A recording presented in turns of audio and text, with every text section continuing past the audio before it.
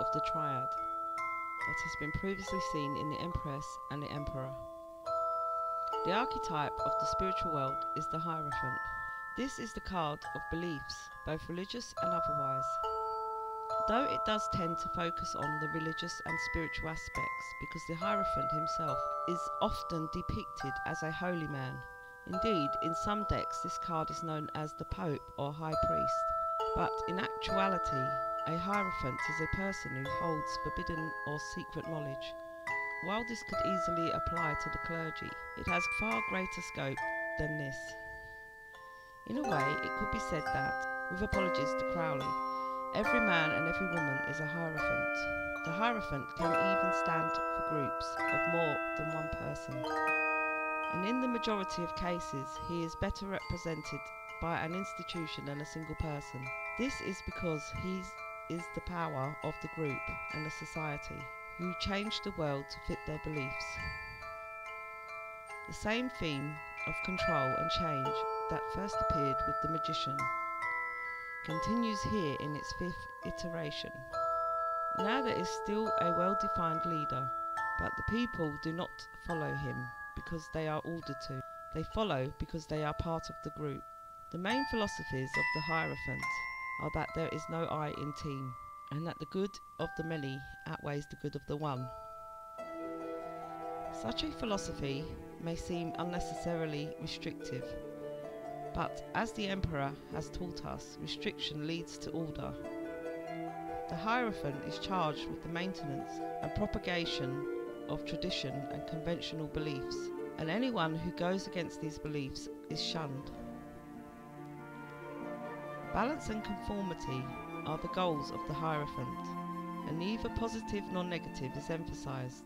Only tradition matters.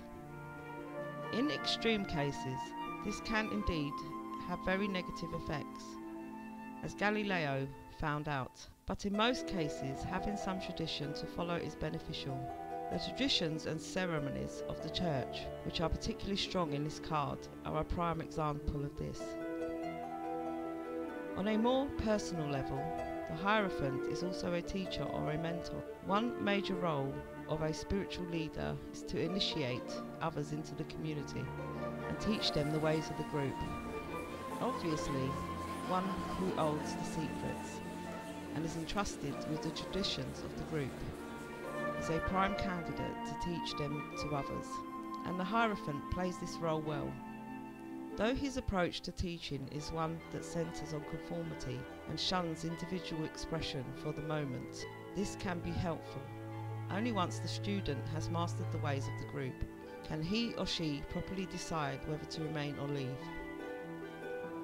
When the Hierophant appears, it will often be in the form of a teacher or a mentor who instructs you in the ways of a particular belief, in the hopes that you will join him. Such teachers do not have to be of a spiritual or mystical background. An employer training a new employee in the operation of a business is as much a Hierophant as a religious teacher.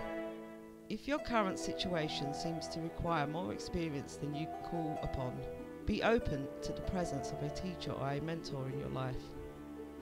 But do not make the grave mistake of openly seeking such a teacher. As the old proverb says, when a student is ready, the teacher will appear.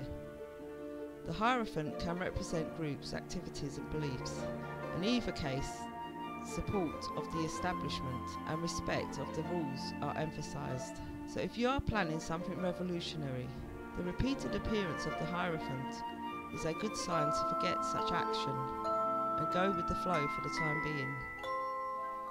The traditional way of doing things must work most of the time, or else it wouldn't have been around long enough to become tradition.